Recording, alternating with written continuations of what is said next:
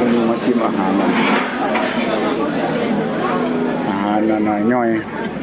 ที่เมืองปอกโตแคมน้ำที่บนครัวสูงๆของเมืองปอกโตเลยมีอาหารของอันแล้วมีเหล้าชิมเหล้าปอกโตกันเหล้าปอกโตหายากมีหายากเลยเราที่จะออกหวานนิดนึงแต่เมาโอเคใครอยากชิมแล้วนำมานี่หมูเค็มดินี่แหละเขาหมูเค็มเขาเจิญหมูเขาเจิญเอือบเกลือ4-5 เดือนหรือปีนึงจะมีเบียร์ของเมืองปอกโตนั่นเบียร์ของเมืองปอกติกันนี่แหละมาปอกโตต้องกินเราปอกโตหาอย่างต้องซิมทุกอย่างจอกเลย1 โอ้ดีลูกโอเควันนี้